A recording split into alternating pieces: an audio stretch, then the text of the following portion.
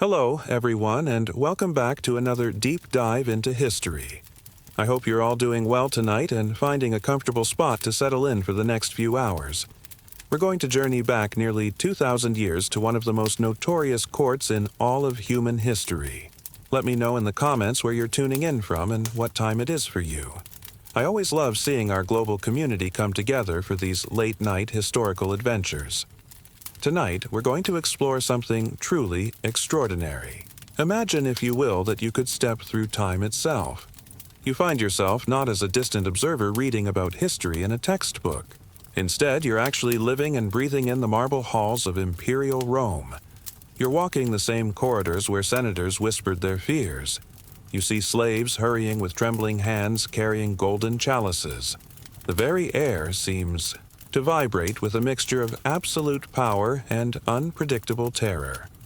Tonight, we're going to experience what it was truly like to be in the court of Gaius Julius Caesar Augustus Germanicus.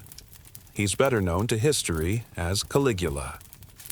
This emperor's name alone could make grown Roman citizens cross themselves and look over their shoulders. Picture this scenario carefully. You wake up not in your comfortable bed in the 21st century. Instead, you're on a simple cot in a small chamber within the sprawling complex of the Imperial Palace. The palace sits on the Palatine Hill, overlooking Rome. The year is 39 AD, and you are a mid-level courtier. Perhaps you're a secretary to one of the many administrators. These people keep the vast machinery of the Roman Empire functioning. Maybe you're a young senator's aide helping with daily business. Or perhaps you're a scribe who records the daily proceedings of the imperial household. Whatever your exact position might be, you are close enough to the center of power. This proximity allows you to witness firsthand the daily reality of life under one of history's most unpredictable rulers. But you're far enough from the inner circle that you might survive what's about to unfold. Of course, that's only if you're very careful and very lucky. The first thing that strikes you as consciousness creeps in is not what you'd expect. There's no sound of birds chirping in the morning. There's no gentle murmur of a waking city. Instead, there's the constant underlying tension that permeates every moment of every day. This tension fills Caligula's court like a thick fog. It's like living inside a thundercloud where lightning might strike at any moment. You never know if today will be one of those days. The emperor might decide to have someone executed for looking at him wrong. He might declare himself a god and demand that everyone worship a statue of himself. Or he might decide to make his horse Incitatus a consul. He does this just to see the expressions on the senators' faces. As you dress in your simple tunic, you can already hear the sounds of the palace coming to life. There's the shuffle of hundreds of feet on marble floors. You hear the clink of weapons as the Praetorian guards take their positions. The nervous whispers of other courtiers drift through the halls. They're preparing for another day of walking the razor's edge. This edge lies between favor and fatal displeasure. Somewhere in the distance, echoing through the vast halls, you might hear a particular sound. The sound makes everyone freeze for just a moment. It's the distinctive laugh of Caligula himself. This laugh could mean he's genuinely amused by something, innocent. Or it could mean he's just thought of a particularly creative way to torment someone who has somehow crossed him in ways they might not even understand. You make your way through the corridors of the palace. Immediately you're struck by the sheer opulence that surrounds you. Every surface seems to gleam with gold or precious stones.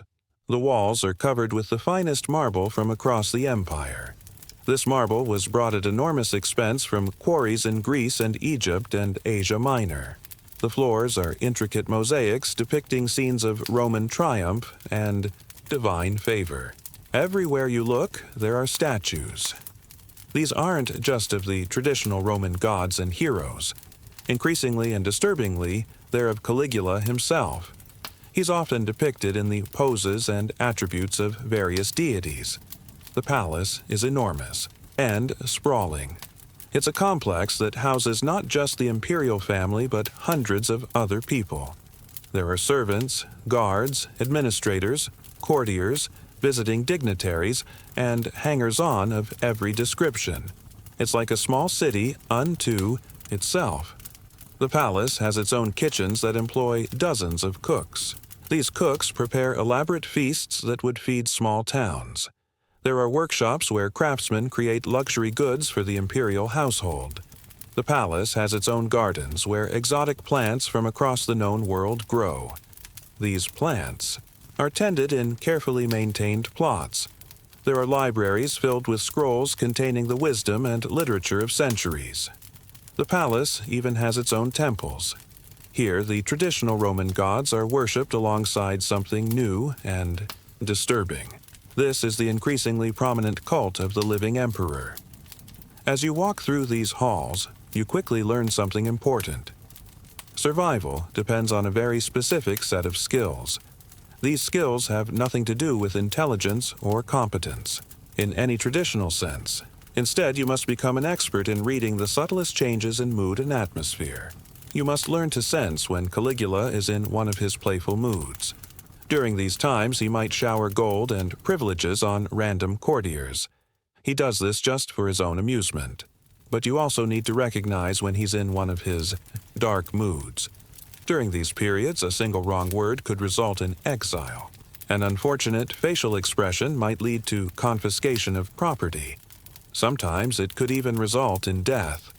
You discover that the emperor's daily routine is unlike anything you might expect, if it can even be called a routine at all. Rather than spending his mornings reviewing reports from provincial governors, he might do something completely different. He might spend hours examining architectural plans for increasingly grandiose building projects.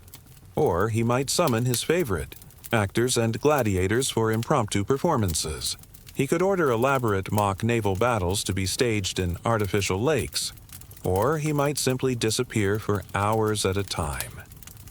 During these disappearances, everyone wonders where he is and what he might be planning. The uncertainty is constant and exhausting. In any normal court, even under a tyrannical ruler, there would be some predictable patterns. There would be some sense of what kinds of behavior would provoke punishment. You'd know what kinds of actions would be rewarded. But with Caligula, the rules seem to change not just daily, but hourly. What delights him in the morning might enrage him by afternoon. A courtier who is showered with praise and gifts one day might find himself accused of treason the next. The reasons for this accusation make no sense to anyone. They apparently make no sense to Caligula himself. The palace servants, you notice, move through their duties with a kind of quiet terror. They try desperately to hide this fear from everyone around them. They've learned to make themselves as invisible as possible. They never make eye contact with the emperor unless specifically commanded to do so. They try to anticipate his needs before he voices them. Failing to do so might result in punishment not just for themselves, but for their families. Yet even perfect service offers no guarantee of safety. Caligula's moods are so unpredictable that he might punish someone for being too efficient. He could just as readily punish them for being too slow. You begin to understand that the entire palace operates under a system of fear.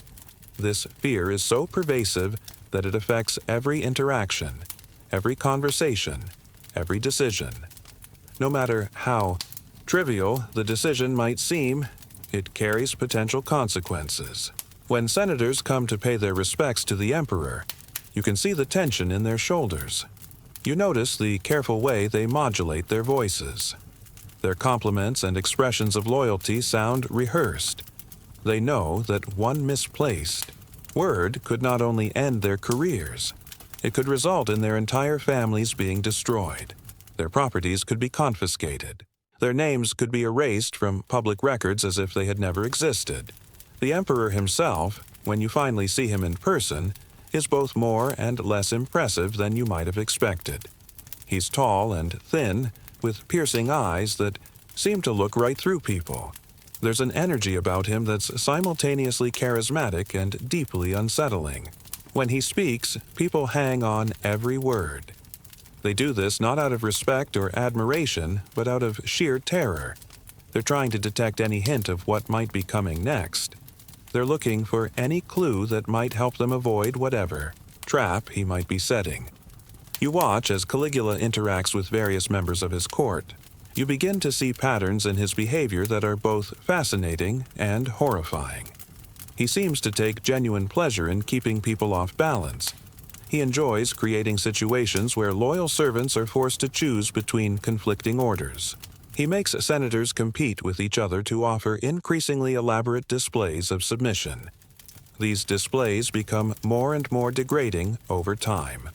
Even his closest advisors are never sure whether they're in favor or about to be destroyed. One of the most disturbing aspects of life in Caligula's court is something you didn't expect. Normal moral boundaries seem to dissolve under the pressure of absolute power. This power is wielded by someone with no apparent moral compass. You witness scenes that in any other context would be unthinkable. Grown men who have served Rome with distinction for decades are forced to grovel. They must humiliate themselves for the emperor's amusement. Women of noble families are treated as if they were property. They can be disposed of at whim without any consideration for their feelings or dignity. Traditional Roman values of dignity, honor, and service to the state are twisted. They become grotesque parodies of themselves. The emperor's relationship with religion becomes increasingly bizarre as your time in the court continues. What begins as perhaps understandable grandiosity gradually evolves into something much more disturbing.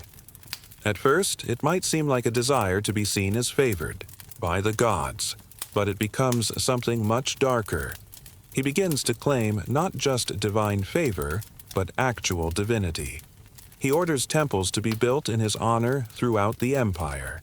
He demands that people pray to him as they would to Jupiter or Mars. He has conversations with statues of gods as if they were real people. Most unsettling of all, he seems to genuinely believe in his own divinity. This isn't just political theater designed to increase his power, though it certainly serves that purpose as well. This appears to be a sincere delusion that becomes stronger and more elaborate over time. The daily life of the palace becomes increasingly surreal. Caligula's grip on reality seems to loosen with each passing day. He might order elaborate banquets where the main course is foods covered in actual gold leaf. He does this simply because he can afford to do so. Or he might decide that he wants to hear the ocean speak to him.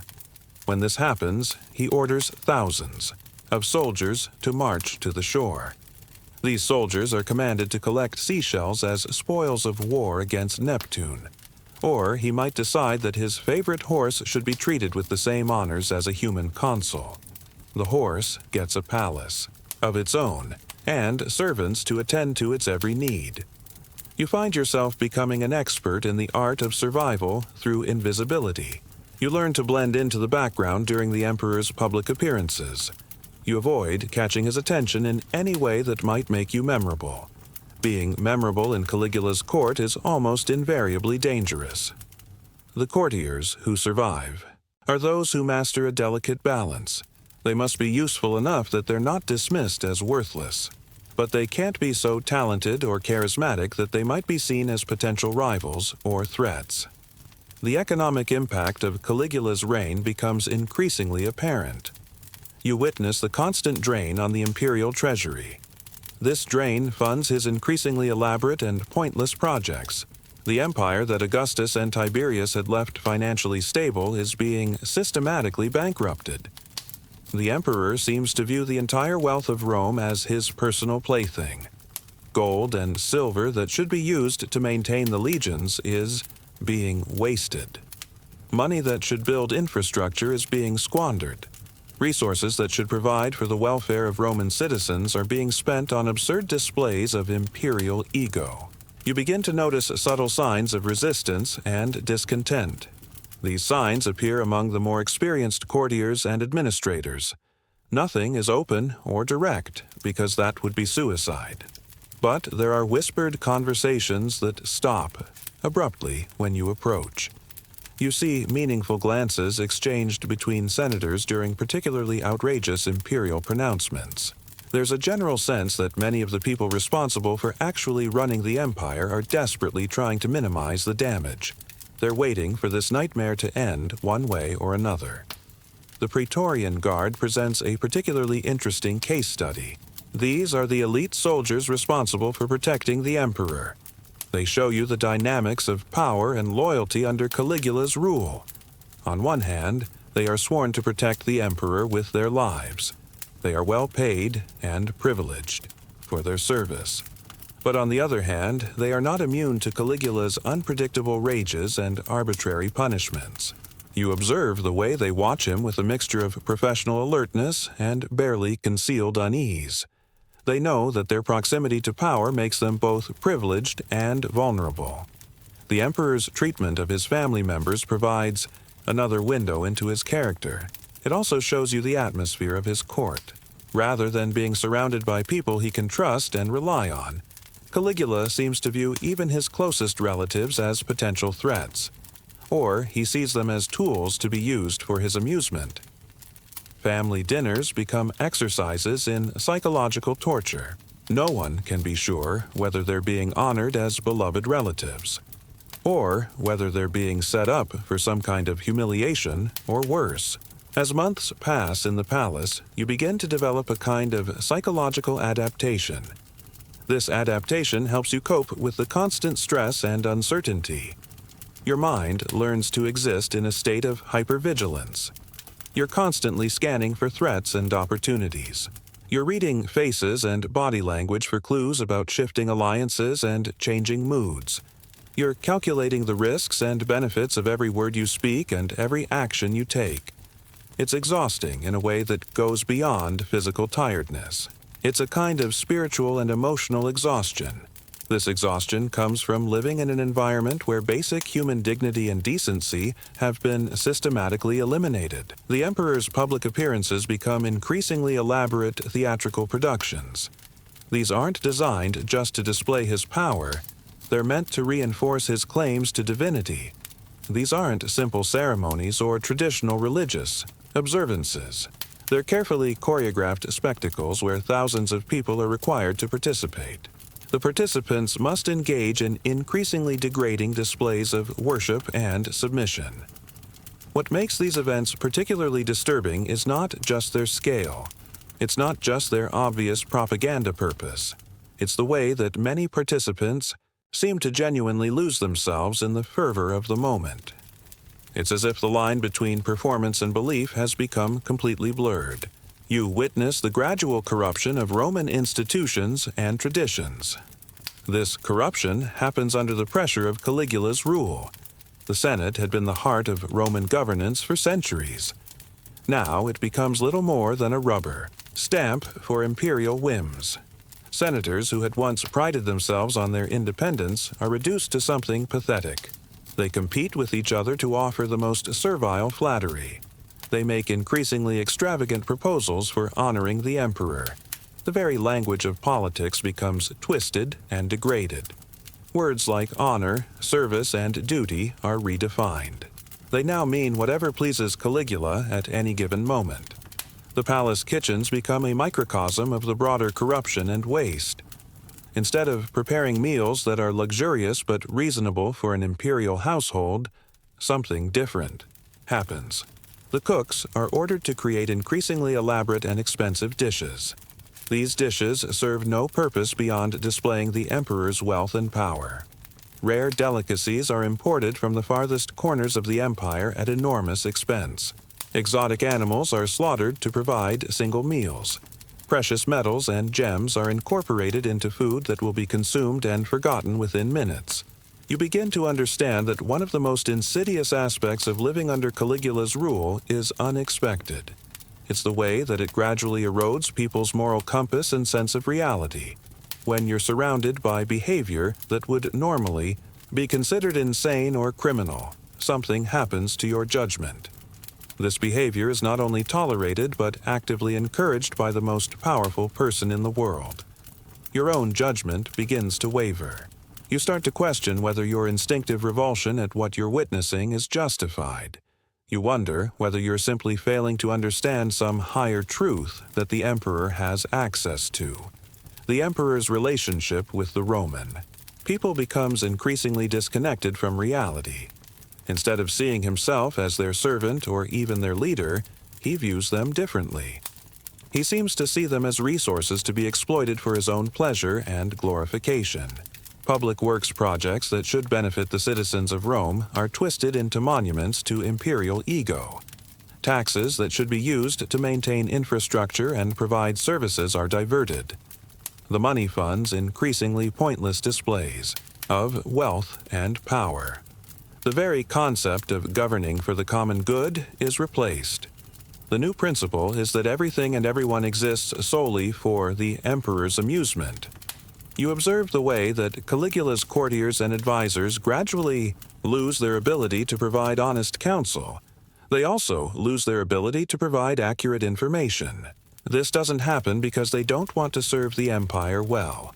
It happens because they learn through bitter experience that telling the emperor anything he doesn't want to hear is likely to result in severe punishment. This creates a feedback loop where Caligula becomes increasingly isolated from reality.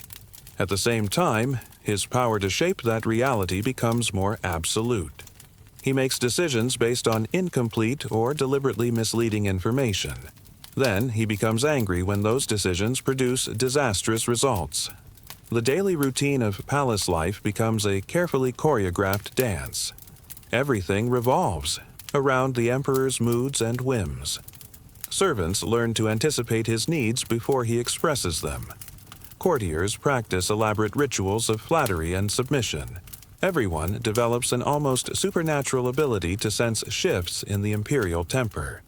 These shifts might signal danger or opportunity.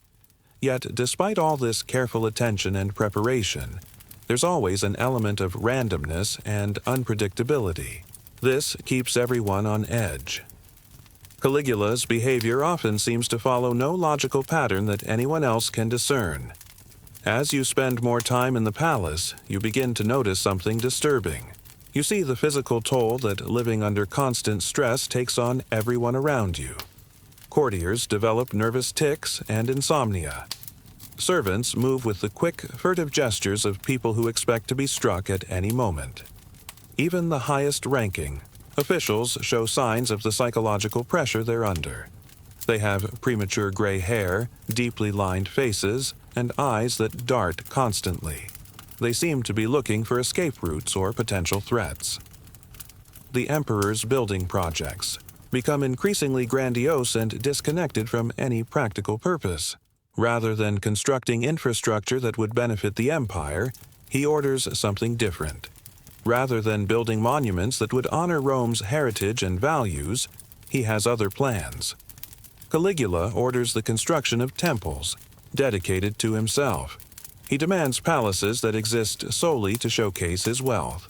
He orders bridges and roads that serve no purpose other than to demonstrate his power. His goal is to reshape the physical world according to his whims. These projects consume enormous resources and labor. They contribute nothing to the welfare or security of the Roman people. You witness the gradual breakdown of traditional Roman military discipline and professionalism. Caligula increasingly uses the legions not for defending the empire or expanding its borders. Instead, he uses them as props in his elaborate theatrical displays of power. Soldiers who should be training for battle are ordered to participate in mock combats. These combats exist for the emperor's entertainment. The soldiers are ordered to build monuments to his glory, or they're sent to engage in pointless campaigns that exist only to provide opportunities. These campaigns allow Caligula to play at being a great military commander. The palace libraries should be centers of learning and scholarship. Instead, they become repositories for increasingly bizarre documents. These documents reflect Caligula's distorted view of reality. Alongside the traditional works of Roman and Greek literature and philosophy, the shelves fill up with something else. There are genealogies that trace the emperor's divine ancestry. There are treatises on his supposed miraculous powers. There are accounts of his achievements that bear no resemblance to actual events. Scholars who should be preserving and expanding human knowledge are forced to spend their time differently. They must create elaborate fictions that support the emperor's delusions. The economic consequences of Caligula's rule become increasingly visible. You can see them throughout the palace and the wider city of Rome. As the imperial treasury is drained to fund his excesses, there's less money available for the basic functions of government. Roads fall into disrepair. Aqueducts are not properly maintained. The grain supply that keeps the urban population fed becomes less reliable. The military forces that protect the empire's borders are undersupplied and underpaid. Yet rather than recognizing these problems and adjusting his spending, Caligula responds differently. He increases taxes and confiscates property from anyone he can accuse of disloyalty. You begin to understand that one of the most tragic aspects of Caligula's reign is the waste of human potential. The palace is filled with intelligent, capable, dedicated people. These people could be contributing to the welfare and glory of Rome. Instead, they're forced to spend their time and energy on elaborate charades. These charades are designed to feed the emperor's ego. Brilliant administrators become experts in flattery rather than governance. Skilled craftsmen create useless luxury objects rather than things that would improve people's lives. Talented soldiers become performers in imperial pageants rather than defenders of Roman civilization. The religious life of the palace becomes increasingly bizarre. Caligula's claims to divinity become more elaborate and demanding.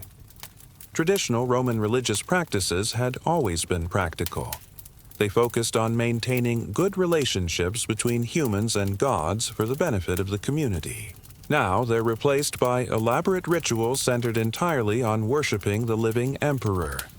Priests who should be interceding with the gods on behalf of the Roman people are forced to spend their time differently. They must create ever more. Elaborate ceremonies dedicated to praising Caligula's supposed divine attributes. As your time in the palace continues, you develop a deeper appreciation for something. You appreciate the courage of those few individuals who manage to maintain their integrity and sanity. They do this despite the constant pressure to participate in the emperor's delusions. These are often people in relatively minor positions. They've found ways to do their jobs competently while avoiding too much attention. They preserve small islands of normalcy and decency in an ocean of madness. They provide hope that Roman civilization will survive even this darkest period. The emperor's treatment of foreign diplomats and visiting dignitaries provides another window into his character. It also shows you the damage he's doing to Rome's reputation and relationships with other peoples. Rather than conducting diplomacy with the dignity and shrewdness that had made Rome great, Caligula does something different. He uses these encounters as opportunities to humiliate representatives of other nations. He makes outrageous demands, or he stages elaborate displays designed to intimidate and impress. But these displays often have the opposite effect. They make Rome appear to be ruled by a madman. You observe the way that Caligula's court gradually attracts the worst elements of Roman society. At the same time, it drives away the best. People of genuine talent and integrity find ways to avoid palace service. They manage to get themselves assigned to distant provinces. Meanwhile, opportunists, flatterers, and genuine sadists gravitate toward positions where they can participate in or benefit from the emperor's cruelties. This creates a vicious cycle where Caligula is increasingly surrounded by people who encourage his worst impulses.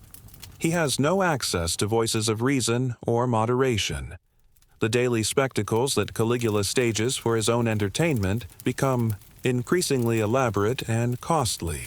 What might begin as a simple gladiatorial combat expands into something much larger. It becomes a full-scale reenactment of famous battles. These events include elaborate sets, hundreds of participants, and exotic animals. The animals are imported from Africa and Asia at enormous expense. These events serve no purpose beyond the emperor's amusement. Yet they consume resources that could feed thousands of people. They could pay for critical infrastructure improvements. As the months pass, you begin to notice subtle signs. Even some of Caligula's most loyal supporters are starting to have doubts about his fitness to rule. Nothing could be called open opposition or rebellion, because that would be suicide. But there are whispered conversations that stop when the wrong person approaches. There are meaningful looks exchanged during particularly outrageous imperial pronouncements.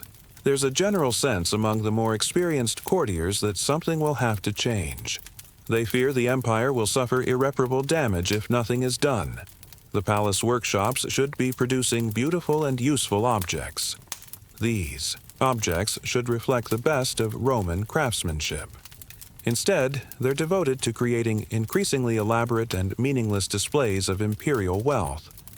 Skilled artisans who could be creating works of art that would be treasured for centuries are forced to spend their time differently. They make golden statues of Caligula in various divine poses. They create jeweled ceremonial weapons that will never be used for any practical purpose. They make furniture so encrusted with precious stones that it's uncomfortable to actually sit on. You witness the gradual erosion of Roman legal traditions and institutions. Caligula increasingly ignores established procedures and precedents. He favors arbitrary personal decisions instead. Trials become meaningless formalities where the verdict is predetermined. The verdict is based on the emperor's whims rather than evidence or law. Property rights become subject to imperial caprice rather than legal protection. The very concept of justice is redefined. Justice now means whatever serves Caligula's interests at any given moment. The emperor's personal relationships become increasingly twisted and unhealthy. His power isolates him from normal human connection. He's surrounded by people who tell him only what they think he wants to hear. These people compete to flatter and serve him. They have every incentive to encourage his worst impulses. They have no incentive to help him become a better person. This isolation and distortion gradually warps his personality in ways that make him increasingly dangerous and unpredictable. You begin to appreciate the extraordinary psychological resilience of certain people. The palace servants and minor officials manage to preserve their sanity and humanity. They do this despite being immersed in this environment of cruelty and madness. They develop coping mechanisms that allow them to do their jobs. At the same time, they maintain some inner core of decency. They find ways to help each other. They preserve small acts of kindness and dignity, even in the most degraded circumstances. The impact of Caligula's rule on Roman culture and intellectual life becomes increasingly apparent. Artists, writers, and philosophers either flee to safer locations or find their work increasingly constrained. They must avoid anything that might be interpreted as criticism of the emperor. Creativity and independent thought are gradually stifled by fear. Roman culture, which had been flourishing under Augustus and Tiberius, begins to stagnate and decline. As you observe the daily operations of the palace, you come to understand something important. One of the most dangerous aspects of Caligula's rule is not just his cruelty or his extravagance. It's his fundamental incompetence as an administrator and leader. He makes important decisions based on impulse rather than careful consideration. He ignores the advice of experienced advisors in favor of flattery from sycophants. He has no understanding of or interest in the complex challenges of governing a vast empire. The empire includes diverse populations, varied local conditions, and competing interests and needs. The palace becomes a kind of alternate reality. Normal human values and rational decision-making are replaced by a bizarre theater of cruelty and self-worship. The consequences of bad decisions are always borne by someone other than the person making them. This creates an environment where there's no natural check on increasingly destructive behavior. There's no mechanism for learning from mistakes or adjusting course when policies prove disastrous.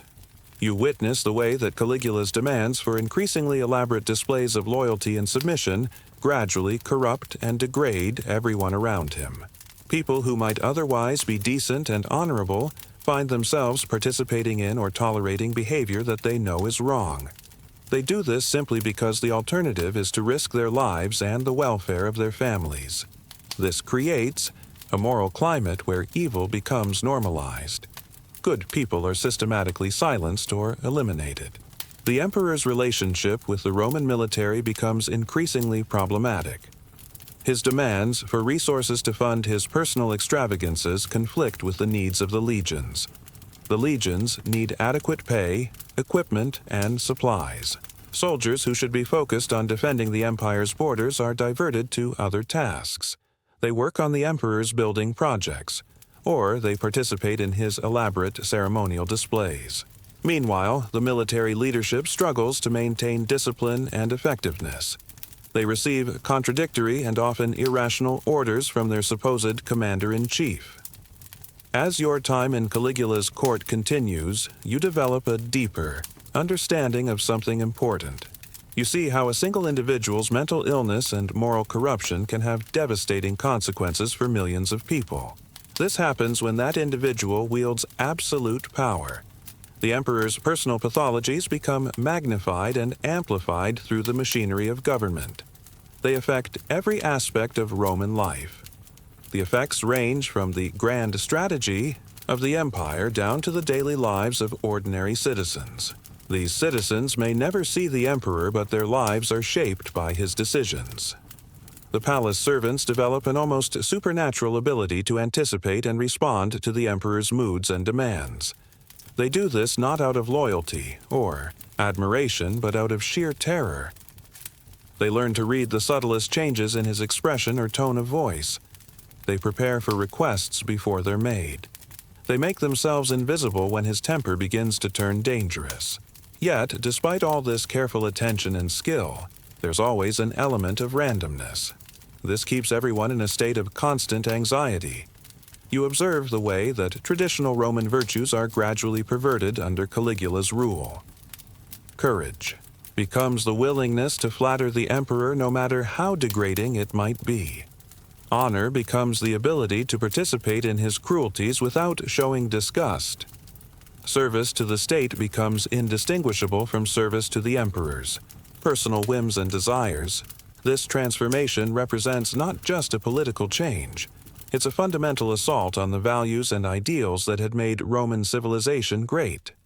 The economic drain of Caligula's extravagances becomes increasingly visible throughout the empire.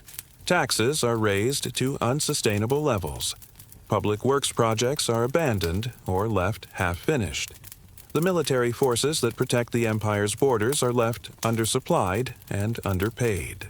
Yet, rather than recognizing the connection between his spending and these problems, Caligula responds to each crisis differently. He demands even more resources. He becomes increasingly angry at anyone who suggests that his priorities might need to be reconsidered. As the months pass in the palace, you begin to notice signs that even Caligula's most loyal supporters are starting to lose faith in his leadership. Nothing could be called open opposition, because that would be suicide. But there are subtle changes in body language during his speeches. There are slightly longer pauses before people respond to his commands. There's a general sense that the elaborate theater of loyalty and worship is becoming harder to maintain. The gap between the emperor's claims and reality becomes impossible to ignore. The palace becomes a laboratory for studying the effects of absolute power on human psychology. You watch Caligula's behavior become increasingly erratic and disconnected from reality. You begin to understand how the combination of unlimited authority, constant flattery, and isolation from normal human relationships can literally drive a person insane. It transforms whatever mental illness or personality disorders he might have started with into something much more dangerous and destructive. You witness the gradual breakdown of the administrative systems that keep the Roman Empire functioning. Competent officials are replaced by sycophants. Rational decision-making processes are abandoned in favor of imperial whim. The complex web of relationships and procedures that had been developed over centuries to manage the affairs of a vast and diverse empire are systematically dismantled or corrupted beyond recognition. The emperor's building projects become increasingly grandiose and pointless. They consume enormous resources while contributing nothing to the welfare or security of the Roman people. Bridges are built where no bridges are needed. Palaces are constructed that no one will ever live in. Temples are erected to honor gods that exist only in Caligula's imagination. All this happens while essential infrastructure throughout the empire falls into disrepair for lack of funds. As your time in the palace draws toward its end, you begin to sense that the situation is becoming unsustainable. The combination of Caligula's increasing madness, the empire's deteriorating finances, the military's growing restlessness, and the general population's mounting discontent is creating conditions that cannot continue indefinitely. Something will have to give. When it does, the consequences are likely to be dramatic and violent. The Praetorian Guard, the elite soldiers responsible for protecting the emperor, find themselves in an increasingly difficult position. Caligula's behavior becomes more erratic and dangerous. They are sworn to protect him with their lives. But they are also Romans who care about the welfare of the empire. They cannot help but see the damage that his rule is causing. This creates a tension that everyone can sense, but no one dares to speak about openly.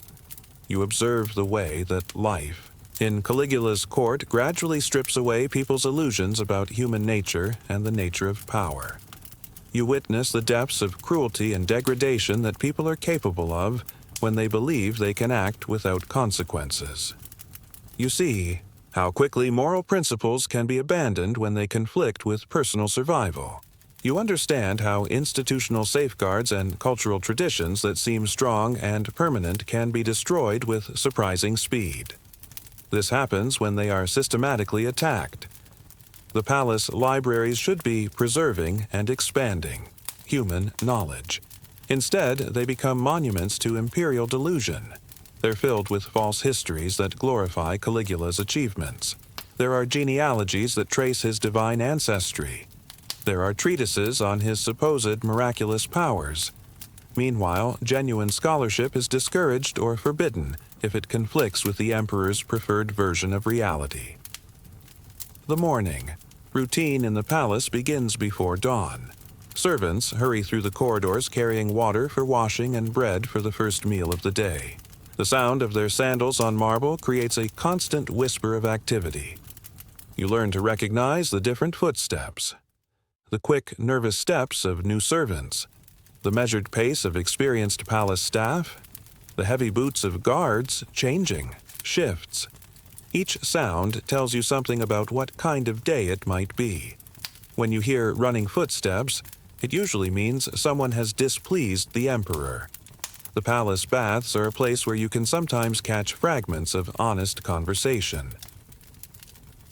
The sound of water and the steam provide some cover for whispered discussions. Here, you might hear a senator quietly expressing concern about the state of the empire's finances.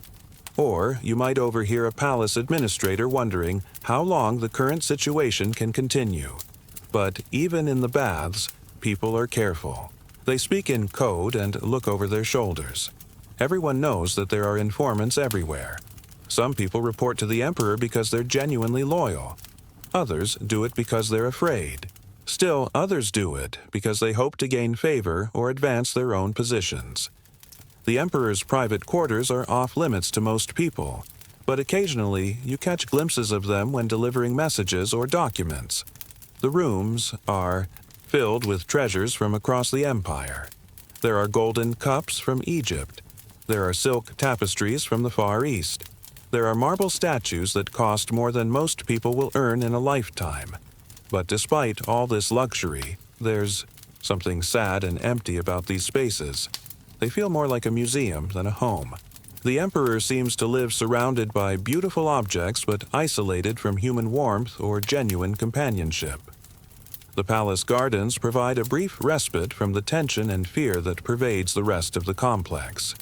Here, among the carefully tended flowers and exotic plants, you can sometimes pretend that you're in a normal, peaceful place.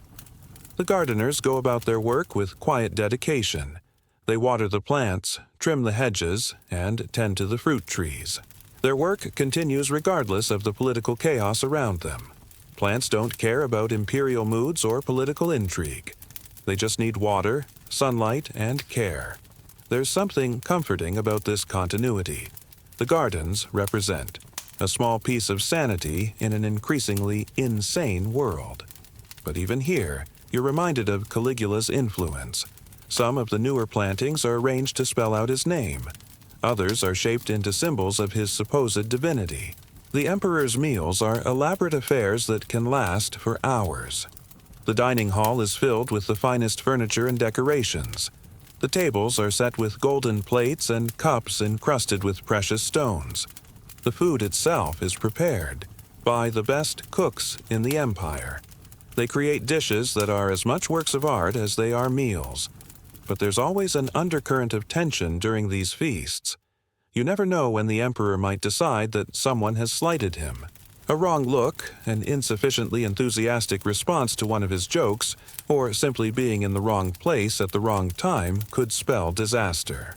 The other diners are constantly watching Caligula's face for signs of his mood. They adjust their own behavior accordingly. If he seems pleased, they become more animated. If he seems irritated, they become quiet and careful. The kitchen staff work in a state of constant anxiety. They know that if a dish displeases the emperor, they could face severe punishment. But they also know that his tastes are unpredictable. Something that delighted him yesterday might anger him today.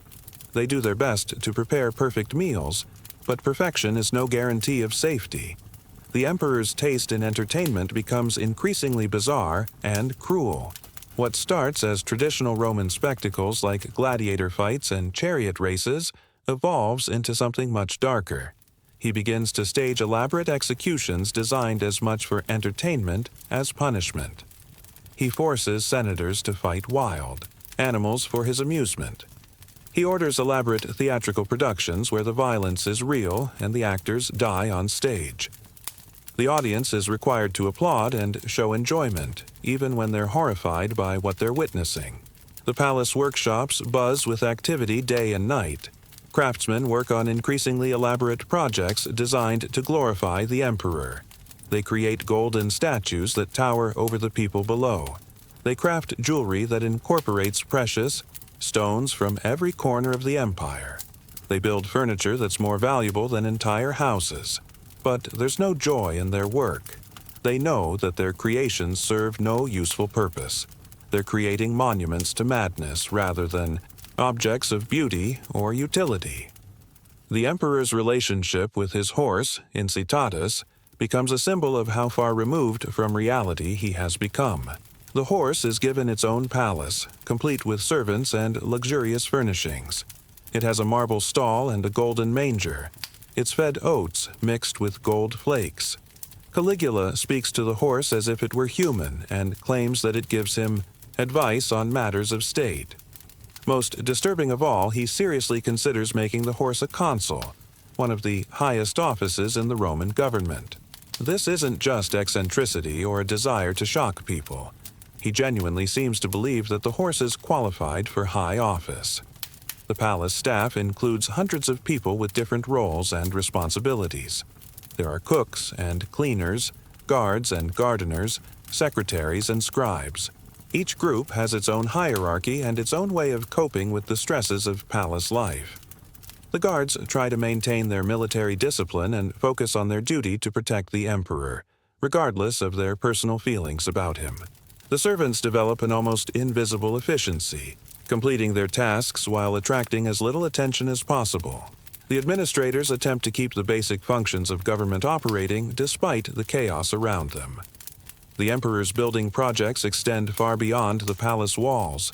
Throughout Rome and across the empire, construction crews work on increasingly grandiose monuments to Caligula's ego.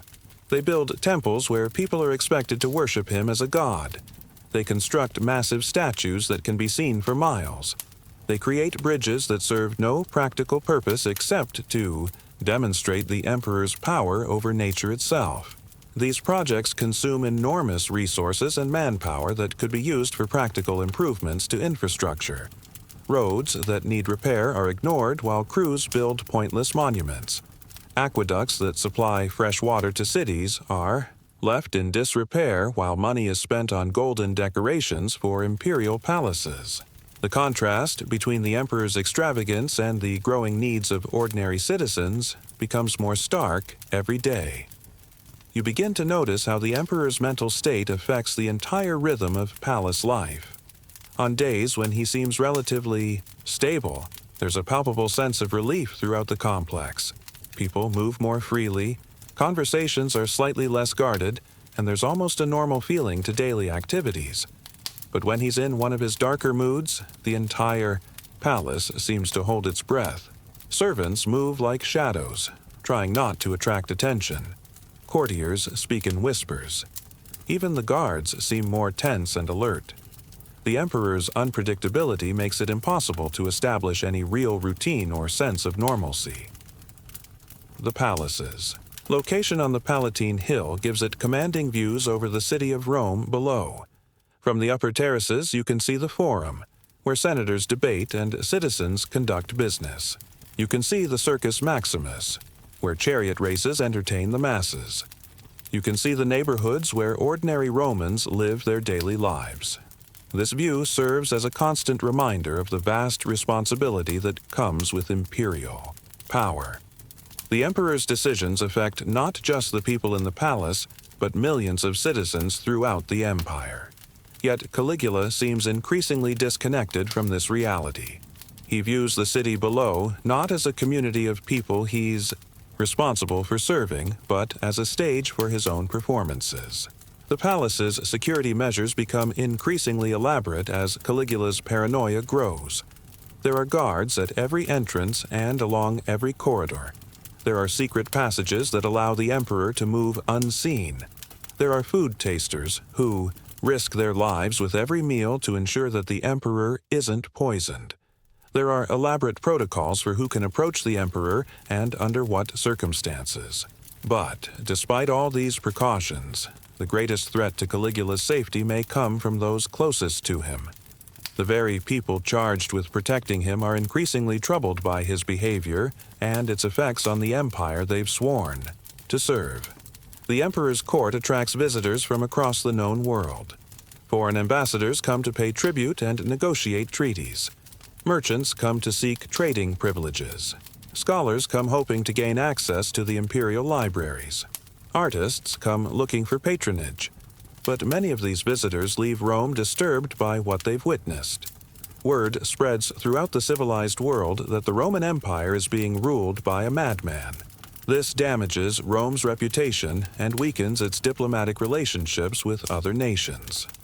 Allies begin to question whether they can rely on Rome as a stable partner. Enemies begin to see Rome as potentially vulnerable.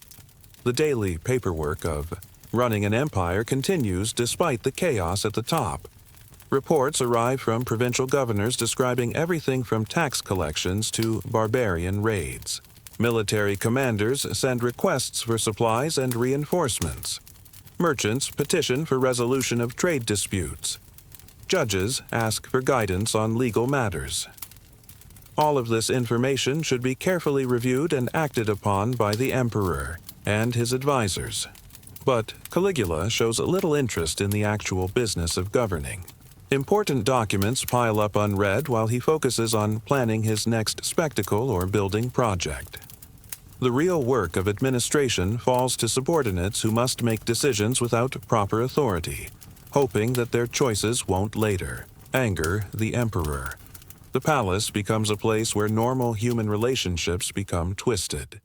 Friendships are dangerous because anyone could be forced to betray their friends to save themselves.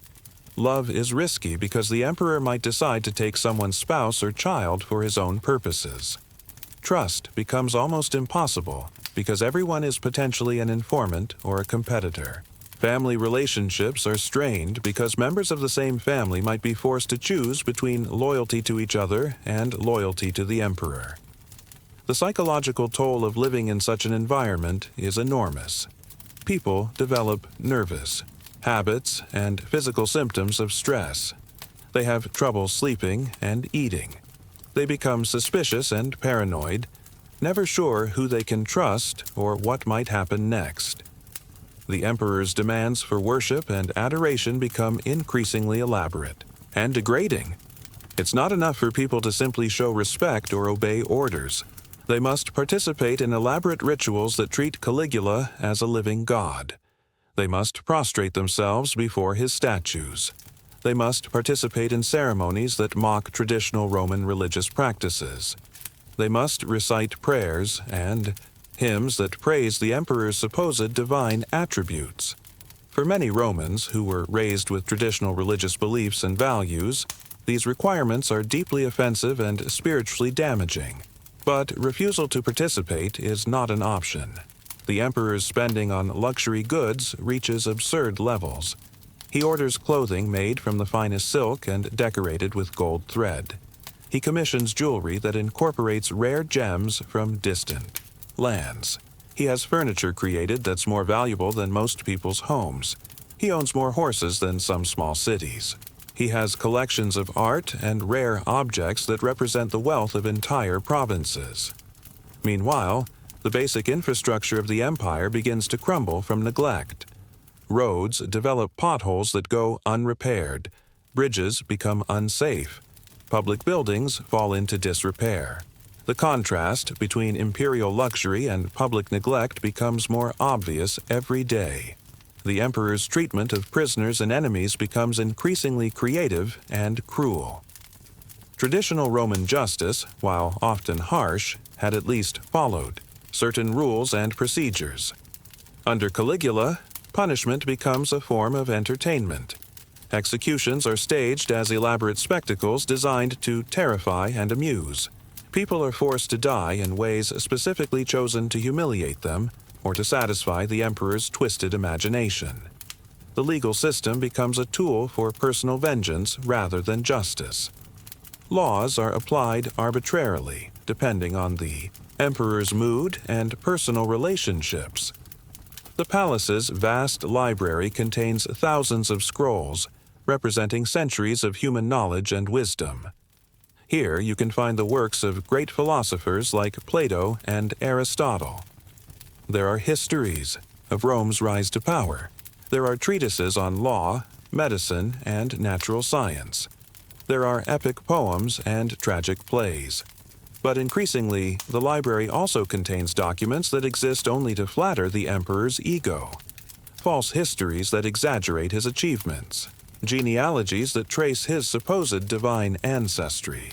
Philosophical treatises that argue for his right to be worshipped as a god. The presence of these documents alongside genuine works of scholarship creates a strange and disturbing contrast. It's as if truth and lies are being given equal weight and importance. The emperor's daily schedule becomes increasingly erratic and unpredictable. Traditional Roman leaders had typically followed fairly regular routines, meeting with advisors in the morning, conducting public business during the day, and handling correspondence in the evening. But Caligula's schedule seems to follow no logical pattern.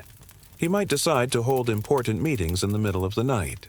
He might disappear for days at a time, leaving crucial decisions unmade. He might spend entire days on trivial pursuits while urgent matters go unaddressed. This unpredictability makes it almost impossible for the government to function efficiently. Officials never know when they'll be called upon or what they'll be asked to do. The palace's religious spaces become sites of increasingly bizarre ceremonies. Traditional Roman temples had been places where people could seek the favor of the gods for the good of the community. But Caligula transforms these spaces into stages for his own glorification. Priests are forced to conduct rituals that have nothing to do with traditional Roman religion. Statues of the emperor are placed alongside or even replace statues of traditional gods. Prayer and sacrifice are redirected from the gods to the emperor himself. For many people, this represents not just political oppression, but spiritual corruption. The emperor's relationship with his sisters becomes a source of scandal and revulsion throughout Rome. Traditional Roman families, even imperial families, had maintained certain standards of behavior and respectability. But Caligula's treatment of his sisters violates every norm of decent conduct. He publicly displays favoritism that goes far beyond normal family affection. He involves them in his political and religious schemes in ways that compromise their dignity and reputation. He treats them sometimes as goddesses to be worshipped, sometimes as possessions to be displayed, and sometimes as tools to be used for his own purposes. The scandal damages not just his own reputation, but the reputation of the entire imperial family. The palace workshops produce an endless stream of propaganda designed to reinforce the emperor's claims to divinity and absolute power. Painters create murals showing Caligula in the company of gods. Sculptors carve statues that depict him with divine attributes. Writers compose poems and songs that praise his supposed miraculous achievements. All of this material is then distributed throughout the empire, carried by messengers to distant provinces where local officials are expected to display it prominently and ensure that the population sees it regularly. The cost of producing and distributing this propaganda is enormous, but it serves the important function of reinforcing the emperor's authority and discouraging rebellion. The emperor's guards find themselves in an increasingly difficult position as his behavior becomes more erratic and dangerous. They are sworn to protect him with their lives, and they take this oath seriously. But they are also Romans who care about the welfare of the empire and the honor of their profession. They see the damage that Caligula's rule is causing, not just to the empire, but to the military's reputation and effectiveness. They watch as resources that should be used to defend the frontier are diverted to fund the emperor's personal extravagances. They see their fellow soldiers forced to participate in humiliating spectacles rather than training for real combat. They witness the emperor making military decisions based on whim rather than strategy. The tension between their duty to protect the emperor and their duty to serve Rome becomes increasingly difficult to bear. The palace's vast kitchens employ hundreds of people working in carefully organized teams. There are cooks who specialize in meat dishes, others who focus on vegetables, and still others who create elaborate desserts. There are servants who do nothing but maintain the fires that keep the ovens hot. There are others whose job is to keep the ingredients fresh and properly stored. There are wine stewards who manage the emperor's extensive collection of vintages from across the empire. But despite all this organization and expertise, the kitchen staff live in constant fear. They know that if a dish displeases the emperor, the consequences could be severe. They've seen fellow workers punished or dismissed for minor mistakes. They understand that their safety depends not just on their skill, but on the emperor's unpredictable moods. The emperor's building projects become symbols of his disconnection from reality and his disregard for the welfare of his people. He orders the construction of a bridge across the Bay of Naples, not because it serves any practical purpose, but because he wants to ride across it wearing the armor of Alexander the Great. The bridge requires enormous amounts of materials and labor that could be used for useful infrastructure projects. Ships are confiscated from merchants and fishermen to serve as the foundation for the bridge, disrupting trade and the food supply. Thousands of workers are diverted from other projects to build something that will be used once and then abandoned. The entire enterprise serves no purpose except to satisfy the emperor's grandiose fantasies. The palace's daily routine revolves around the emperor's whims and moods, but there are some recurring patterns that provide a minimal structure to life there. Most mornings begin with reports from various officials about the state of the empire. These reports cover everything from tax collections to military activities to public works projects. But Caligula's attention during these briefings is unpredictable. He might focus intently on trivial details while ignoring major issues. He might interrupt important discussions to talk about his plans for new spectacles or building projects.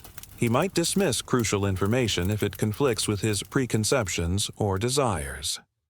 The officials giving these reports must constantly adjust their presentations based on his reactions, emphasizing information that pleases him and downplaying facts that might anger him. The emperor's personal appearance and grooming become matters of enormous importance and anxiety for his servants. He has strong opinions about how he should look and expects his appearance to be perfect at all times. His barbers must cut his hair exactly as he wants it, knowing that a mistake could result in severe punishment.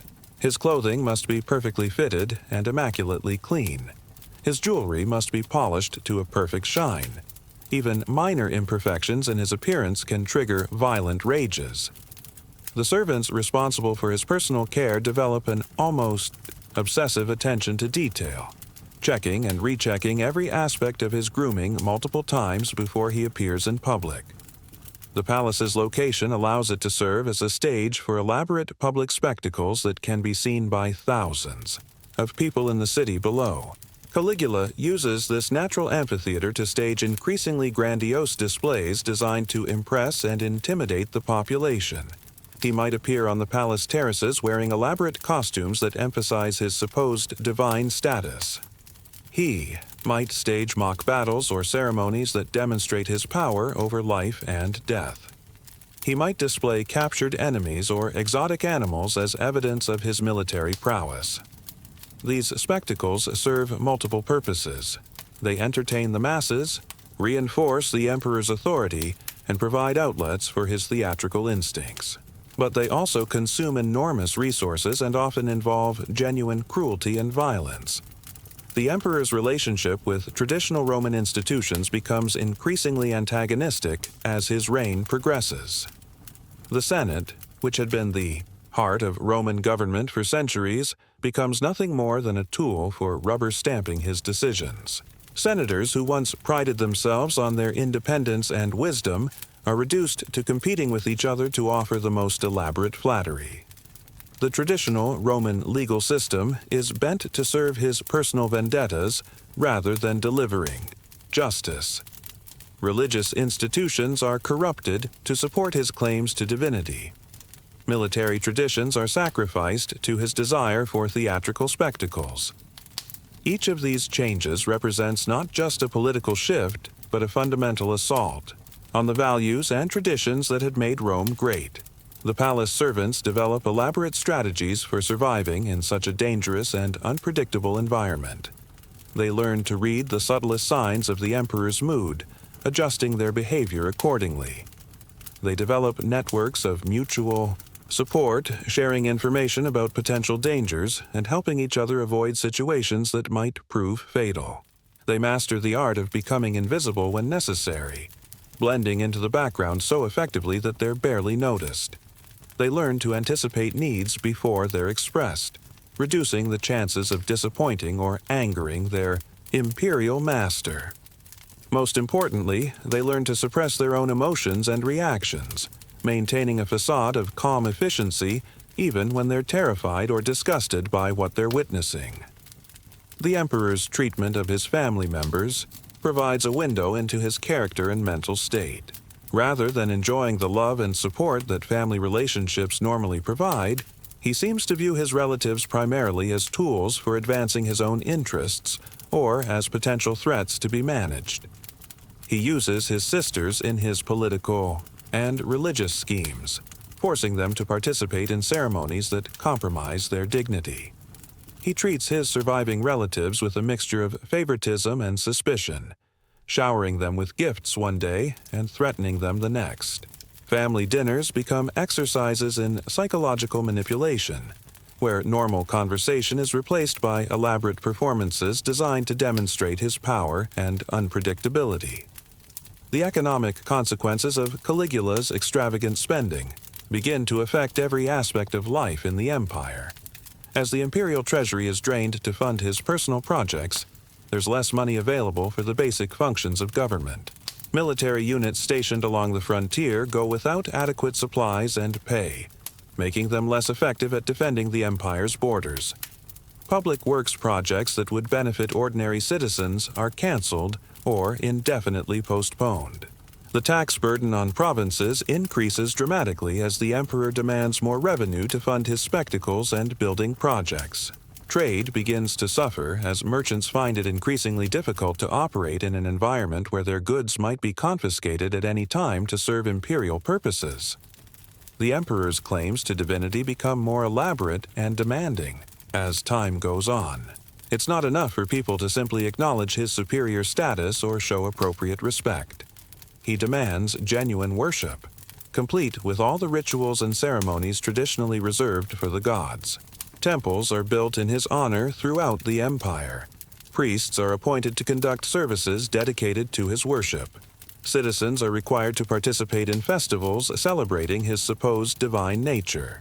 Statues of the emperor are placed in traditional temples, often replacing or overshadowing statues of the traditional gods.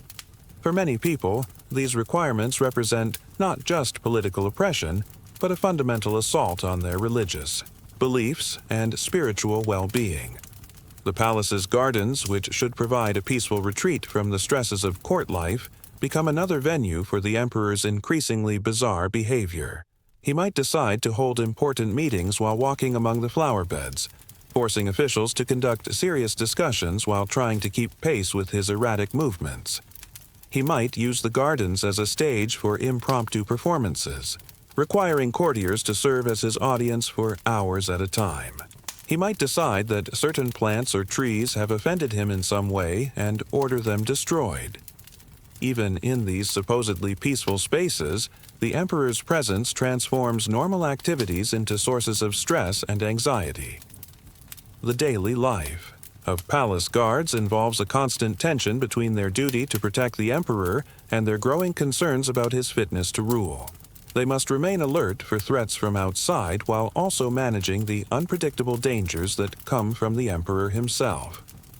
They witness his increasingly erratic behavior firsthand, seeing him make decisions that put himself and others at risk. They watch him alienate potential allies and create enemies through his cruelty and arrogance. They see the damage his rule is causing to the empire they've sworn to serve. Yet, they must continue to carry out their duties professionally, maintaining the discipline and loyalty that their military training has instilled in them. The emperor's eating habits become another source of anxiety and expense for the palace staff. His tastes are not only expensive but unpredictable. He might demand exotic delicacies from distant provinces, requiring elaborate arrangements to transport perishable foods across vast distances. He might develop sudden obsessions with particular dishes, requiring the kitchen staff to prepare the same meal repeatedly until he grows bored with it. He might decide that certain foods are beneath his dignity or somehow inappropriate for a divine emperor, forcing the cooks to constantly adjust their menus. Most disturbingly, he sometimes uses meals as opportunities to humiliate or frighten his guests, serving foods that are deliberately difficult to eat or creating dining situations that are designed to cause embarrassment or discomfort. The palace's vast network of corridors and rooms creates opportunities for private conversations, but also dangers for those who might be overheard discussing sensitive topics. Courtiers learn to speak in code, using indirect language and subtle references that allow them to communicate without explicitly criticizing the emperor or his policies. They develop hand signals and facial expressions that can convey meaning, without words. They learn to identify safe spaces where conversations are less likely to be overheard or reported.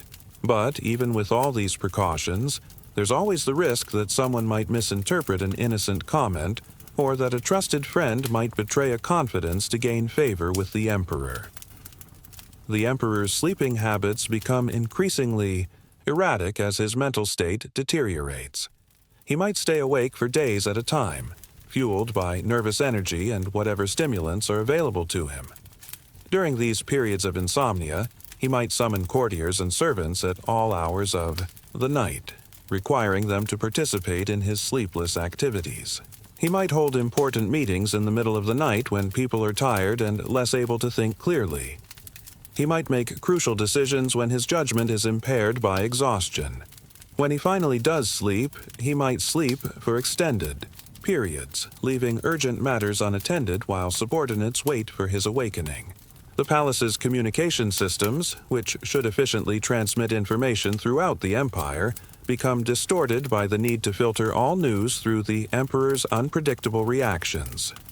Messages from provincial governors are carefully edited to emphasize good news and downplay problems that might anger Caligula.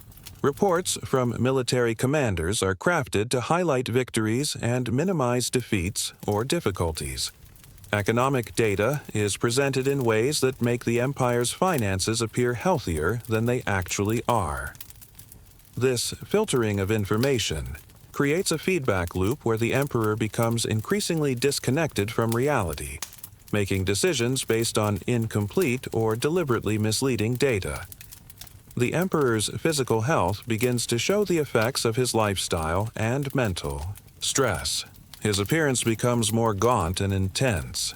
His movements become more erratic and unpredictable. His voice takes on a harsh, commanding tone that makes even routine conversations sound like threats. His eyes develop a wild, unfocused quality that makes people uncomfortable to be around him. These physical changes are noticed by everyone in the palace, but no one dares to comment on them or suggest that the emperor might benefit from rest or medical attention. The palace's workshops produce an endless stream of luxury goods designed to satisfy the emperor's increasingly extravagant tastes. Goldsmiths create jewelry that incorporates rare gems and precious metals from across the known world. Furniture makers craft chairs and tables that are more works of art than functional pieces. Textile workers weave fabrics using gold thread and exotic dyes that cost more than most people earn in a year.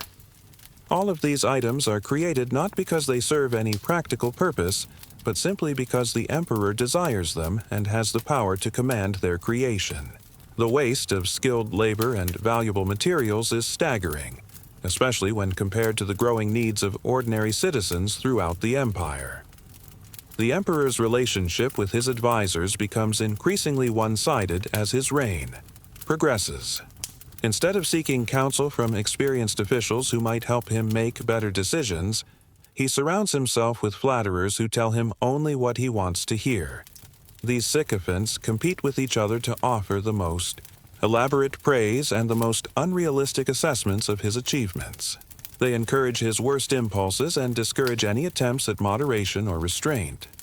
Meanwhile, competent administrators who might actually be able to help manage the empire's problems find themselves marginalized or forced to seek positions in distant provinces where they can do their work without attracting the emperor's attention. The palace's security measures become more elaborate and intrusive as Caligula's paranoia increases. Guards are posted not just at entrances and exits, but throughout the complex, watching and listening for any signs of disloyalty or conspiracy. Servants are required to submit to searches before entering certain areas of the palace. Visitors must undergo elaborate screening procedures that can take hours or days to complete. Mail and messages are intercepted and read before being delivered to their intended recipients.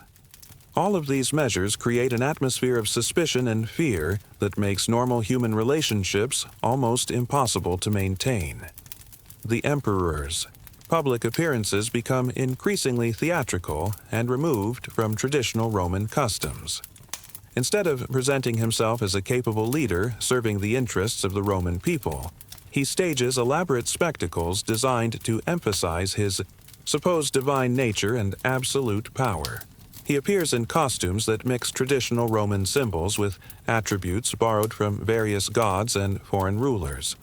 He requires elaborate ceremonies of submission from anyone who approaches him. He speaks in grandiose language that emphasizes his superiority over ordinary mortals. These performances might impress some observers, but they also alienate many Romans who prefer their leaders to show more traditional virtues like dignity, restraint, and service to the common good. The palace libraries become repositories for an increasingly bizarre collection of documents that reflect the emperor's distorted view of reality and history. Alongside genuine works of literature, philosophy, and history, the shelves fill up with fabricated genealogies that trace Caligula's descent from various gods. There are treatises on his supposed miraculous powers and divine attributes. There are false histories that exaggerate his achievements and minimize his failures. There are philosophical works that argue for his right to absolute power and divine worship. The presence of these fraudulent documents alongside genuine scholarship creates a strange and disturbing environment where truth and fiction become indistinguishable. The emperor's treatment of foreign visitors and ambassadors damages Rome's reputation throughout the known world. Instead of conducting diplomacy with the dignity and shrewdness that had made Rome a respected power, Caligula uses these encounters as opportunities to display his wealth and power in ways that often backfire. He might require foreign dignitaries to participate in humiliating ceremonies of submission. He might make outrageous demands that no reasonable nation could accept. He might stage elaborate displays of military might that are intended to intimidate, but often just convince other nations that Rome is ruled by a madman. The long-term consequences of these diplomatic failures include the erosion of alliances, the encouragement of potential enemies, and the general decline of Roman influence in international affairs. The palace's daily operations require the coordination of hundreds of people working in dozens of different roles, but this coordination becomes increasingly difficult as the emperor's unpredictable behavior disrupts normal routines and procedures. Servants, who should be following established schedules, find themselves constantly adjusting to last-minute changes in plans. Guards, who should be maintaining regular patrol routes, are reassigned on a whim to serve as props in imperial spectacles. Administrators, who should be processing routine paperwork, are diverted to work on grandiose projects that serve no practical purpose. The result is a gradual breakdown in efficiency and effectiveness that affects every aspect of palace operations, and by extension, the governance of the entire empire.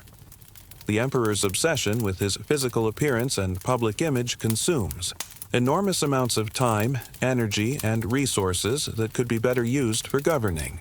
He might spend hours each day with barbers, tailors, and jewelry makers, ensuring that every aspect of his appearance is perfect. He requires multiple costume changes throughout the day, depending on his activities and mood. He demands that his clothing and accessories be constantly updated to reflect the latest fashions or his changing ideas about how a divine emperor should look. All of this attention to superficial matters comes at the expense of the serious business of running an empire, as important decisions are delayed or ignored while the emperor focuses on trivial details of his appearance. The palace servants develop sophisticated strategies for managing the psychological stress of their situation. They form support networks with their fellow workers, sharing information about potential dangers and offering emotional support during particularly difficult periods. They develop personal rituals and coping mechanisms that help them maintain their sanity in an insane environment. They find ways to preserve small areas of dignity and humanity in their daily lives, even when they're required to participate in degrading or meaningless activities. They learn to find satisfaction in doing their jobs well, regardless of the larger context in which they're working. Most importantly, they maintain hope that their situation will eventually improve, either through changes in the emperor's behavior or through his replacement by a more reasonable ruler. The emperor's building projects become increasingly disconnected from any practical needs or reasonable considerations of cost and benefit. He orders the construction of massive statues that require entire quarries to provide the necessary stone. He demands palaces that are larger and more elaborate than anything previously built, incorporating architectural features that serve no purpose except to demonstrate his power and wealth. He commissions temples dedicated to his own worship that rival or exceed the traditional temples of the gods in size and magnificence. All of these projects consume vast amounts of labor and materials that could be used for infrastructure improvements that would actually benefit the Roman people. The contrast between imperial extravagance and public neglect becomes more stark with each new project. The emperor's relationship with the Roman military becomes increasingly problematic, as his demands for spectacle and ceremony conflict with the practical needs of maintaining an effective fighting force. Soldiers, who should be training for combat, are instead required to participate in elaborate parades and mock battles designed for entertainment rather than military preparation. Equipment and supplies that should be distributed to units defending the frontier are diverted to create costumes and props for imperial spectacles. Military commanders find themselves caught between their duty to maintain discipline and effectiveness and their obligation to satisfy the emperor's demands for increasingly elaborate and meaningless displays. The long-term consequences include a decline in military readiness and effectiveness that could leave the empire vulnerable to external threats. The palace's role as the center of government becomes increasingly ceremonial rather than functional, as the emperor loses interest in the actual business of governing. Important documents pile up unread on his desk while he focuses on planning, new spectacles, or building projects. Crucial decisions are delayed for weeks or months while he pursues personal interests or indulges in elaborate fantasies. When he does make decisions, they're often based on incomplete information or personal whims rather than careful consideration of the facts and alternatives. The result is a gradual breakdown in the efficiency and effectiveness of imperial administration that affects every aspect of life throughout the empire. The emperor's personal relationships become increasingly shallow and transactional as his power isolates him from genuine human connection. He's surrounded by people who want something from him or who are afraid of him, but he has few, if any, genuine friends or confidants.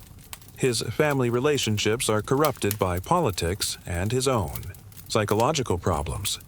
His romantic relationships are complicated by the power dynamics that make it impossible for anyone to relate to him as an equal. The result is a profound loneliness and isolation that may contribute to his increasingly erratic behavior and his apparent descent into madness. The palace's vast wine cellars contain vintages from every corner of the empire, representing centuries of winemaking tradition and enormous financial investment. But instead of being enjoyed in moderation as part of civilized dining, these wines become tools in the emperor's psychological games. He might serve extremely expensive wines to guests who don't appreciate them, wasting rare vintages on people who would be just as happy with ordinary wine. He might refuse to serve wine at all during important dinners, leaving guests uncomfortable and unsatisfied. He might use wine as a weapon, forcing people to drink to excess or punishing them for drinking too little. The cellars, which should be a source of pleasure and hospitality, become another venue for the emperor's unpredictable and often cruel behavior. The emperor's sleep chambers are designed to provide the ultimate in luxury and comfort, but they become prisons of insomnia and paranoia. The beds are made with the finest silks and furs, but the emperor often can't sleep because of his racing thoughts and constant fears. The rooms are guarded by the most trusted soldiers, but the emperor doesn't trust anyone completely. The chambers are filled with beautiful objects and artworks, but the emperor sees potential threats and hidden meanings in everything around him. The result is that even in his most private moments, in the spaces that should provide rest and refuge, the emperor finds no peace or comfort. The palace's heating systems, which represent sophisticated engineering and considerable expense, are used not just for comfort, but as tools of power and control. The emperor might order certain rooms to be kept uncomfortably hot or cold, depending on his mood and his feelings toward the people who use those spaces. He might use temperature as a way to punish courtiers who have displeased him or to create discomfort during important meetings. The heating systems, like everything else in the palace, become extensions of the emperor's will and expressions of his power over the people around him. The emperor's collection of exotic animals grows to include creatures from every corner of the known world, representing enormous expense and logistical challenges. There are lions from Africa, tigers from Asia, bears from the northern forests, and countless smaller animals and birds. These animals are kept not for any practical purpose, but simply because the emperor enjoys owning rare and dangerous creatures. They're used occasionally in spectacles and executions, but mostly they just represent another form of imperial extravagance. The cost of feeding and housing these animals is staggering, especially when compared to the growing needs of ordinary citizens throughout the empire. The palace's elaborate water features include fountains, pools, and artificial streams that create a constant sound of flowing water throughout the complex. These water features are beautiful and impressive, but they also serve a more sinister purpose. The sound of water helps to mask conversations, making it easier for the emperor's spies to overhear discussions without being detected. The pools and fountains also provide venues for the emperor's increasingly elaborate ceremonies and spectacles. What should be peaceful, contemplative spaces become stages for displays of power and dominance. The emperor's personal library contains not just books and scrolls, but an increasingly bizarre collection of objects that he believes have magical or divine significance. There are supposed relics from famous historical figures, crystals and stones that are claimed to have special powers, and artifacts from various religious traditions that the emperor has appropriated for his own use.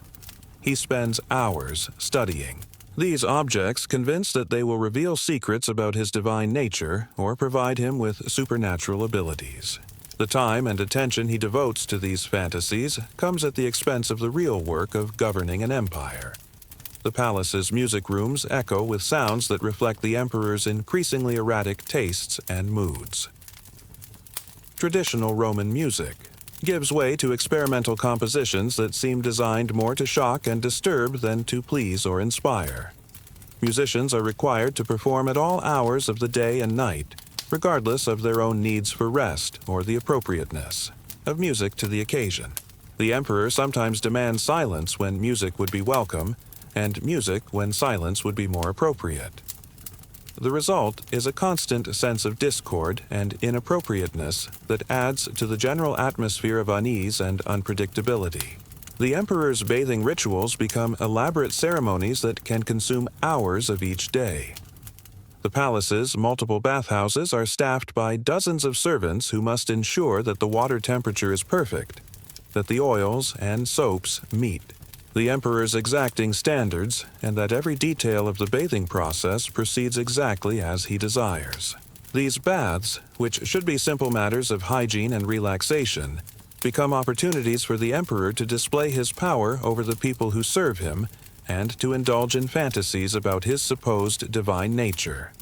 The enormous amount of time spent on these rituals means that important matters of state are often delayed or ignored, while the emperor focuses on trivial details of personal care. The palace's courtyards serve as stages for impromptu performances and spectacles that can disrupt the normal flow of daily activities without warning. The emperor might suddenly decide that he wants to stage a mock battle, requiring courtiers and servants to drop whatever they're doing and participate in his theatrical vision. He might order elaborate decorations to be installed overnight for a ceremony that he'll lose interest in before it actually takes place. These sudden demands for spectacle create chaos and inefficiency throughout the palace, as people struggle to balance their regular duties with the emperor's unpredictable requirements for entertainment. The emperor's wardrobe reaches absurd proportions, containing thousands of garments designed for every conceivable occasion, and many occasions that exist only in his imagination. There are costumes that make him look like various gods and historical figures. There are military uniforms covered in decorations he hasn't earned.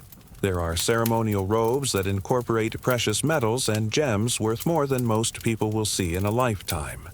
The maintenance of this wardrobe requires a small army of tailors, cleaners, and organizers who must ensure that every garment is perfectly maintained and readily available whenever the emperor might want it.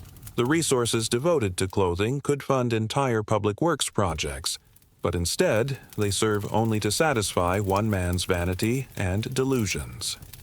The palace's guest quarters, which should provide comfortable accommodations for visiting dignitaries and important officials, become sources of anxiety and discomfort for those who stay in them. Guests never know whether they're being honored with luxurious treatment or being set up for some kind of humiliation or test. The rooms might be sumptuously appointed one day and deliberately uncomfortable the next, depending on the emperor's mood and his feelings toward the occupant. Visitors learn to be grateful for basic comforts and to never take hospitality for granted, because they understand that their treatment reflects not traditional Roman courtesy, but the emperor's unpredictable whims. The emperor's involvement in religious ceremonies becomes increasingly blasphemous and offensive to traditional Roman sensibilities. He doesn't just participate in rituals dedicated to his own worship. He actively interferes with traditional religious observances, changing ancient procedures to emphasize his own importance or to satisfy his personal preferences. He might interrupt prayers to the traditional gods to demand that the prayers be redirected to him instead. He might require priests to modify sacred texts to include references to his supposed divine attributes. These violations of religious tradition are deeply disturbing to many Romans, who see them as attacks on the fundamental spiritual foundations of their civilization. The palace's administrative offices struggle to maintain basic government functions, despite the chaos and unpredictability that characterizes the emperor's rule. Clerks and secretaries work long hours trying to process the paperwork that keeps the empire running, but they're constantly interrupted by demands to work on the emperor's personal projects instead. Important documents sit unprocessed while staff members are diverted to create propaganda materials or to organize spectacles. The result is a gradual breakdown in administrative efficiency that affects everything from tax collection to military supply to the administration of justice. Throughout the empire, the emperor's dining habits become increasingly bizarre and extravagant, reflecting his disconnection from normal human needs and his obsession with displaying his power and wealth. Meals might include dozens of courses featuring rare delicacies from every corner of the empire. They might incorporate precious metals and gems that are consumed along with the food, representing a literal waste of valuable resources. The emperor might require his guests to eat while standing, or while kneeling, or while performing some other uncomfortable or degrading posture. Dining, which should be a source of nourishment and social pleasure, becomes another venue for the emperor's psychological games and displays of dominance. The palace's workshops operate around the clock to produce the endless stream of luxury goods and propaganda materials that the emperor demands. Craftsmen work by torchlight through the night, creating objects that serve no purpose except to satisfy imperial whims. They produce multiple versions of the same items because the emperor changes his mind about what he wants. They create elaborate objects that will be used once and then discarded or forgotten. The waste of skilled labor and valuable materials is staggering, especially when compared to the growing list of practical needs throughout the empire that go unmet because resources are being diverted to these pointless projects. The emperor's exercise routines, when he bothers with them at all, become another opportunity for theatrical display rather than genuine physical fitness. He might stage elaborate mock combats where he's guaranteed to win against opponents who have been instructed to lose. He might engage in activities that are designed more to show off his supposed divine attributes than to provide real physical benefits. The palace's gymnasiums and exercise areas become stages for performance rather than venues for genuine athletic activity. The emperor's lack of real physical conditioning becomes increasingly apparent, but no one dares to suggest that he might benefit from more serious training or exercise. The palace's storage areas overflow with accumulated treasures and luxury goods that represent the wealth of entire provinces, but serve no practical purpose. There are rooms full of golden objects that are never used, collections of precious stones that are never displayed, and warehouses full of exotic materials that were acquired simply because the emperor wanted to own them. These hoarded resources represent enormous wealth that could be used to address real problems throughout the empire. But instead, they sit unused while the emperor focuses on acquiring even more unnecessary luxuries. The emperor's correspondence with provincial governors and military commanders becomes increasingly erratic and inappropriate. Instead of providing clear guidance and sensible policies, his letters often contain contradictory instructions, impossible demands, and threats of punishment for failures that are beyond anyone's control. Provincial officials learn to ignore the more obviously insane orders while trying to implement those that make some sense, but this selective obedience creates confusion and inconsistency in imperial policy throughout the empire. The long term, Result is a breakdown in the chain of command and a loss of effective central control over distant territories. The palace's medical facilities are staffed by the best physicians available, but their skills are wasted on treating imaginary ailments and providing remedies for problems that are primarily psychological rather than physical. The emperor frequently complains of symptoms that have no apparent physical cause, requiring his doctors to provide treatments that are essentially placebos designed to satisfy his need for attention and care. Meanwhile, genuine medical needs throughout the empire go unmet because resources are being devoted to indulging the emperor's hypochondria and paranoia. The palace's stables house hundreds of horses representing the finest breeding from across the known world, but many of these magnificent animals are rarely ridden or used for any practical purpose. They exist primarily as status symbols and as props for the emperor's various spectacles and fantasies. The cost of maintaining these horses, including their food, care, and housing, is enormous. The resources devoted to them could support entire cavalry units that would actually contribute to the empire's military effectiveness. But instead they serve only to satisfy the emperor's vanity and his obsession with displaying his wealth. The emperor's daily audiences with courtiers and officials become exercises in psychological manipulation rather than genuine governance. Instead of listening to reports and making thoughtful decisions based on the information provided, he uses these meetings as opportunities to test people's loyalty, to create anxiety and uncertainty, and to demonstrate his power over those who serve him. Officials learn to tell him what they think he wants to hear rather than what he needs to know, creating a feedback loop of misinformation that further disconnects him from reality and impairs his ability to make sound decisions. The palace's art collections grow to include works from every tradition and culture known to the Romans, but instead of being displayed and enjoyed as expressions of human creativity and beauty, they become tools in the emperor's psychological games. He might give away priceless works of art as casual gifts to people who don't appreciate them, or he might destroy valuable pieces if they somehow displease him or remind him of things he'd rather forget. The cultural heritage represented by these collections, which should be preserved for future generations, is treated as if it were the emperor's personal property to be disposed of according to his whims. The emperor's sleeping quarters are equipped with elaborate security measures designed to protect him from assassination. But these same measures create a prison-like atmosphere that contributes to his growing paranoia and isolation. Multiple locks, hidden passages, and concealed weapons are installed throughout his private chambers. Guards are posted at multiple locations to ensure his safety. But these precautions, instead of providing peace of mind, seem to increase his anxiety and suspicion. He becomes convinced that everyone around him is a potential threat, making it impossible for him to form normal human relationships or to find genuine rest and relaxation even in his most private moments. The palace's elaborate communication systems, which should facilitate efficient coordination between different parts of the government, become distorted by the need to filter all information through the emperor's unpredictable reactions and personal prejudices. Messages are delayed, altered, or suppressed depending on their content and the sender's assessment of how the emperor might react. Important information that might anger or displease him is often withheld entirely, while trivial matters that flatter his ego are given priority.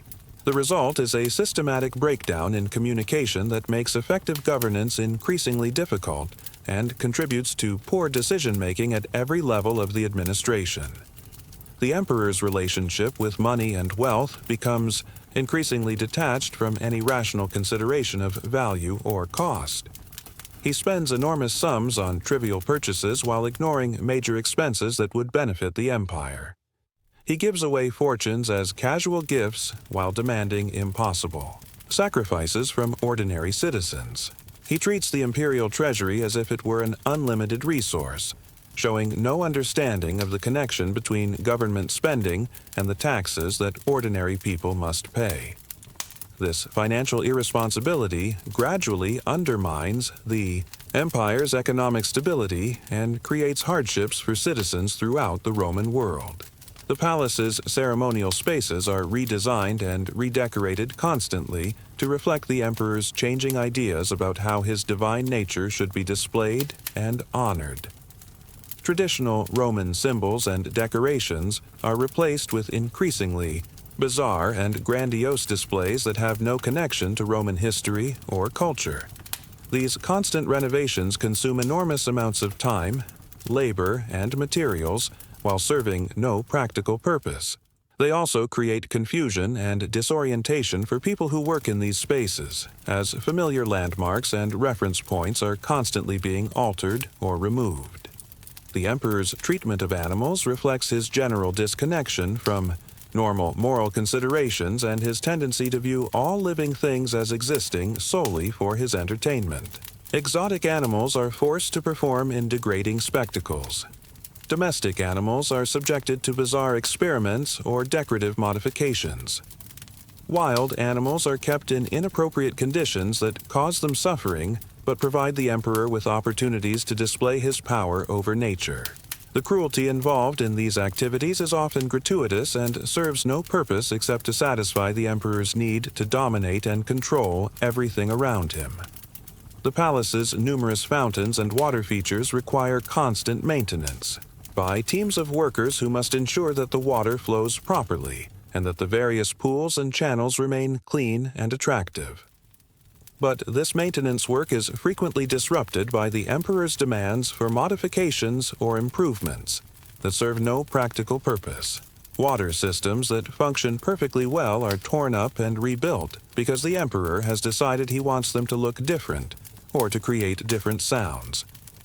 The waste of labor and resources is enormous, and the constant construction makes it difficult for people to enjoy these water features even when they're working properly. The emperor's personal grooming routines become more elaborate and time-consuming as his reign progresses, reflecting his increasing obsession with his appearance and his growing disconnection from the practical demands of governing. Multiple barbers work in shifts to ensure that his hair is always perfectly styled. Teams of servants tend to his clothing, ensuring that every garment is perfectly fitted and immaculately clean. Specialists are employed to care for his skin, his nails, and every other aspect of his physical appearance.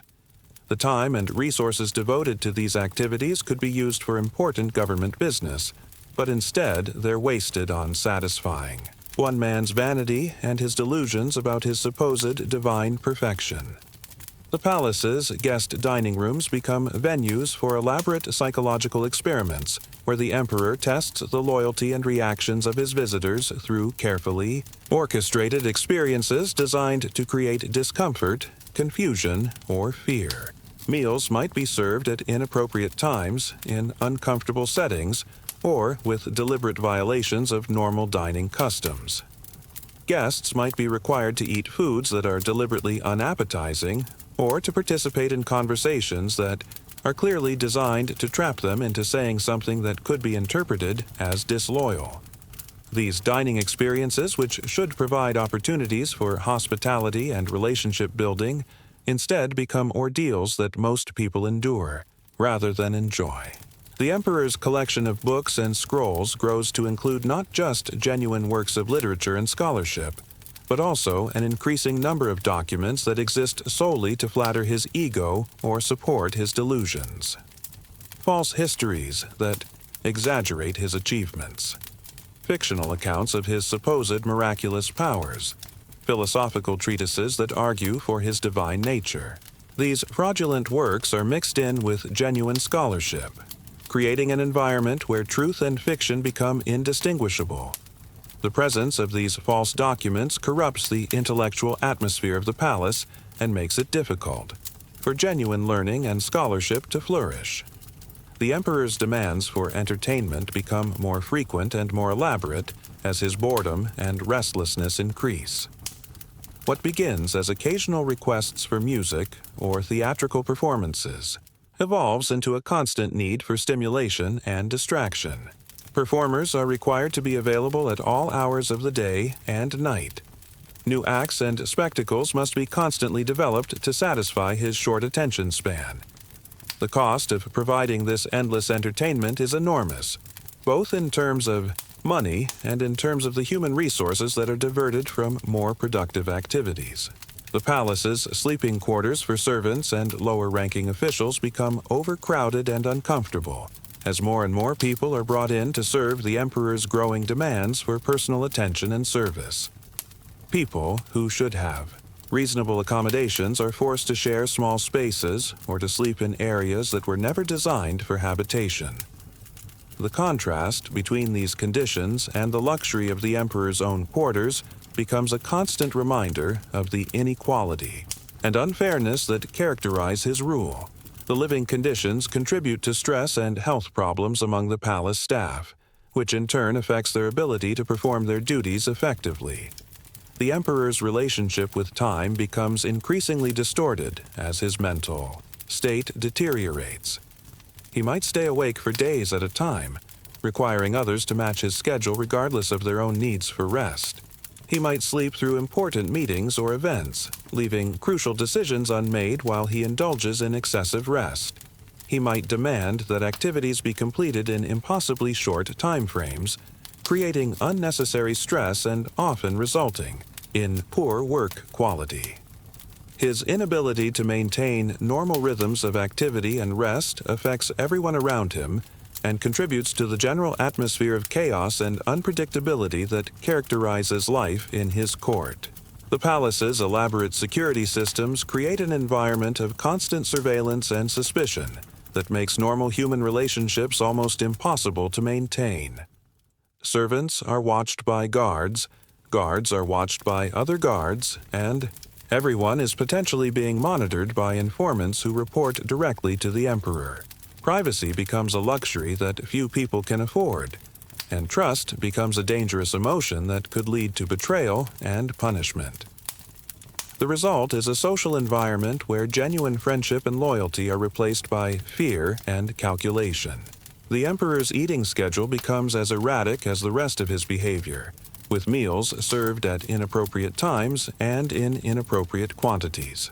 He might demand elaborate feasts in the middle of the night or refuse to eat for extended periods during the day.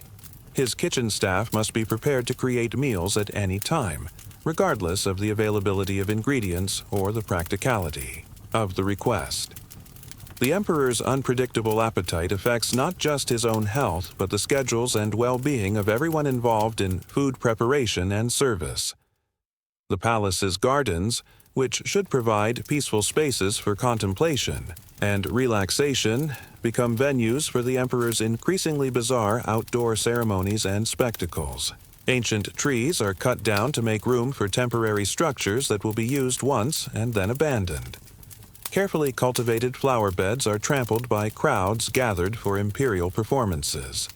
The natural beauty that should provide respite from the stresses of court life is constantly being sacrificed to satisfy the emperor's need for new and different backdrops for his theatrical displays.